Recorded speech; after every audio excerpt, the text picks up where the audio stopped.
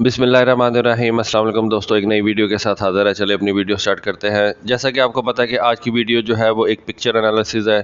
एक नई पिक्चर आई है JF-17 थंडर के ब्लॉक 3 की।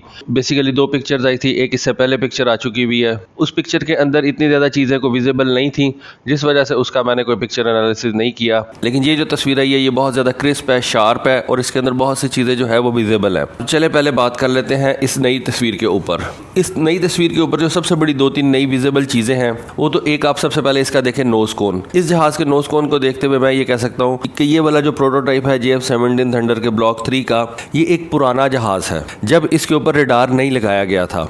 यानी कि JF-17 थंडर की जब फर्स्ट फ्लाइट हुई थी तो उस वक्त उसके नोज के ऊपर कोई रेडोम नहीं लगाया गया था, उस जहाज के ऊपर कोई भी रेडार नहीं लगाया गया था। इसी तरह इस जहाज के ऊपर भी कोई रेडार नहीं लगा हुआ। जबकि कुछ दिन पहले जो JF-17 थंडर के ब्लॉक 3 की तस्वीर आई थी उसके नोज के ऊपर एक प्रॉपर रेडोम लगा हुआ है, ग्रेइश कलर के, जैसे कि नॉर्मली ये रेडोम्स होते हैं। इट मीन्स कि इस तस्वीर के अंदर जो आप JF-17 थंडर का ब्लॉक 3 देख रहे हैं उसके अंदर एक प्रॉपर रेडार लगा हुआ है और ज्यादा पॉसिबिलिटी यही है कि उसके अंदर एक ऐसा रेडार लगा हुआ है। लेकिन ये जो तस्वीर कल आई है इसके नोज कोन के अंदर कोई रेडार नहीं लगा हुआ। जैसा कि JF-17 थंडर जिसकी फर्स्ट फ्लाइट की गई थी उसका रेडोम भी जो था वो खाली था। दूसरी सबसे विजिबल चीज जो है वो इस जहाज का हड है, हेड अप डिस्प्ले जिसको आप कहते हैं। यूरोफाइटर के हड की तरह ये एक वाइड एंगल हड है और ये एक बड़ा हड है। नॉर्मल JF-17 थंडर के अंदर जो हम हड इस्तेमाल करते हैं उससे ये एक बड़ा हेड अप डिस्प्ले इस्तेमाल किया गया। इस तस्वीर के अंदर आप म्यांमार के JF-17 थंडर को देख सकते हैं। इसका हड ब्लॉक 3 के हड से काफी छोटा है। बाकी अगर आप कॉकपिट के पैनल की तरफ देखें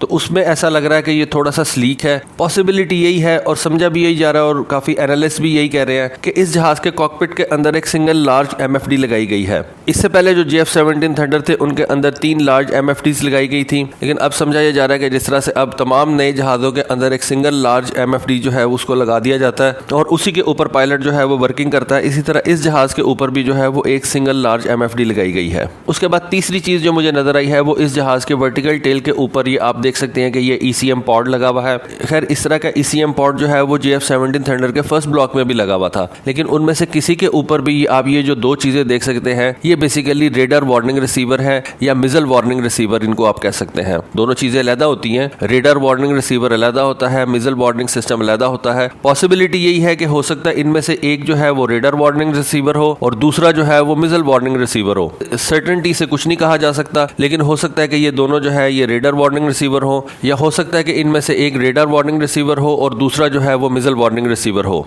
लेकिन ये दोनों चीजें जो आप देख सकते हैं ये दोनों चीजें अब ब्लॉक 3 के अंदर ऐड अप की गई हैं। इससे पहले जो ब्लॉक्स पाकिस्तान एयरफोर्स इस्तेमाल कर रही थी उनके अंदर ये दोनों आपको नजर नहीं आएंगे। फिर आप ये एक और चीज देख सकते हैं इस जहाज के रेडोम के ऊपर। खैर रेडोम तो इसके ऊपर अभी नहीं लगाया गया, लेकिन इसके नोज कोन के ऊपर आप देख सकते हैं कि ये जो पायलट पिटोट्स लगी हुई हैं इनकी तादाद नॉर्मल JF-17 थंडर से थोड़ी ज्यादा है। ये जो 3 नीचे एंटीने आपको नजर आ रहे हैं आई बिलीव कि ये कम्युनिकेशन एंटीनास हैं। उसके बाद आप विजिबली ये भी देख सकते हैं कि इसके एयर इंटेक्स के साथ 2 रेडर वार्निंग रिसीवर भी लगे हुए हैं। दोनों एयर इंटेक्स के ऊपर एक एक रेडर वार्निंग रिसीवर लगा हुआ है। ये जहाज की सर्वाइवेबिलिटी और जहाज की प्रोटेक्शन में काफी ज्यादा मददगार साबित होंगे। कुछ लोग कह रहे हैं कि इसकी रोड क्लियरेंस भी काफी बेहतर है। खैर मैं इस वक्त इसको वेरीफाई नहीं कर सकता, लेकिन एक चीज जो विजिबली तौर पर सामने नजर आ रही है कि इसके लैंडिंग गियर के ऊपर जो लाइट्स लगी हुई हैं उनको चेंज कर दिया गया है। हो सकता है कि ये पायलट्स की डिमांड के ऊपर किया गया हो, नई किस्म की अच्छी लाइट्स जो है वो इंट्रोड्यूस करवा दी गई हो, या ये भी पॉसिबिलिटी है कि इन लाइट्स के अंदर जो है वो डिफरेंट कलर्स इस्तेमाल किए गए हों, खासतौर पर नाइट लैंडिंग के लिए इन मुख्तलिफ लाइट्स को जो है वो इस्तेमाल किया जाए। फिर कुछ लोगों का कहना यह है कि इसके विंग स्पैन को भी बड़ा किया गया है। खैर ये भी चीज़ मैं वेरीफाई नहीं कर सकता, लेकिन जो चीज़ मेरे सामने नज़र आ रही है वो मैं आपको ज़रूर बता देता हूँ। ये देखिए ये जो इस जहाज़ के विंग्स हैं इनका ये जो लीडिंग एज फ्लैप है इसका कलर ब्लू है।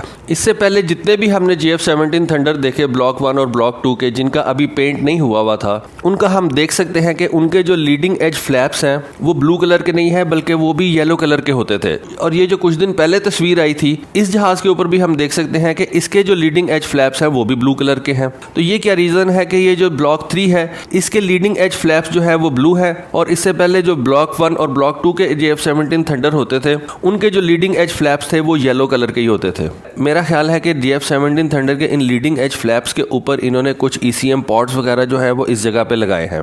ये मेरा ख्याल है, क्योंकि जैसा कि आपको पता है कि SU-57 के अंदर भी मुख्तलिफ हिस्सों के अंदर आपने देखा कि वहाँ पे उन्होंने रेडार्स वगैरह जो थे वो लगा दिए। F-35 के बारे में भी हम ये बात जानते हैं कि F-35 के कुछ पार्ट्स ऐसे जो कि बाहर से नॉर्मली पार्ट्स नज़र आते हैं, लेकिन उन पार्ट्स के अंदर लॉकहीड मार्टिन ने कोई ना कोई ECM पॉड वगैरह लगाया होता है। या आप ये कह सकते हैं आसान अल्फाज में कि किसी ECM पॉड को उन्होंने उस जहाज़ के उस बॉडी पार्ट की तरीके से बनाया हुआ है और फिर उस बॉडी पार्ट को उस खास जगह पे लगा दिया जाता है। लेकिन सबसे अच्छी मिसाल जो है वो हम SU-57 की सूरत में देख सकते हैं कि SU-57 के मुख्तलिफ बॉडी पार्ट्स को इस तरह से डिज़ाइन किया गया है कि बाहर से तो वो बॉडी पार्ट नज़र आएंगे, लेकिन एक्चुअली में वो कोई ना कोई सेंसर होगा जो कि जहाज़ की बॉडी के ऊपर लगाया जाता है। जैसा कि आप इस तस्वीर के अंदर देख सकते हैं कि SU-57 का लीडिंग एज फ्लैप जो है वो बेसिकली एक रेडार है।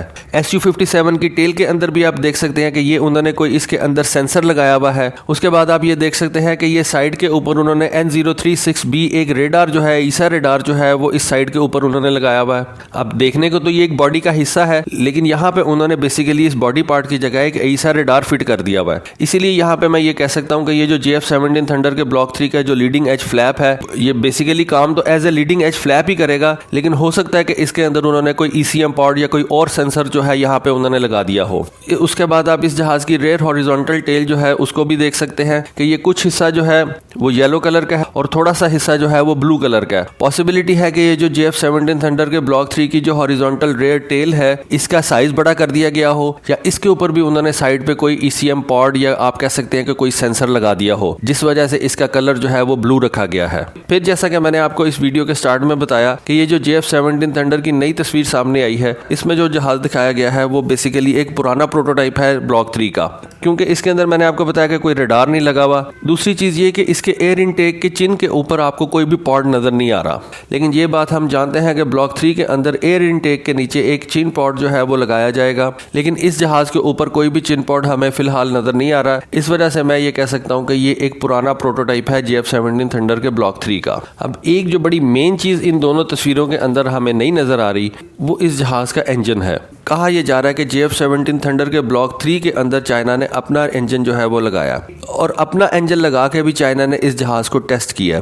ये तो हमें पता है कि रशिया ने इस RD-93 इंजन का एक नया वर्जन निकाला है जो कि ज़्यादा पावरफुल है, जिसकी वजह से इस जहाज़ की थ्रस्ट टू वेट रेशो जो है वो 1 से बढ़ जाएगी, लेकिन इन दोनों तस्वीरों के अंदर हमें इंजन नज़र नहीं आ रहा। इस वजह से अभी तक कोई ऐसी क्लियर तस्वीर सामने नहीं आई जिसमें हम JF-17 थंडर के ब्लॉक 3 के ऊपर चाइनीज़ इंजन को लगा देख सकें। तो दोस्तों ये थी आज की वीडियो, इस तस्वीर के ऊपर मेरा पिक्चर एनालिसिस।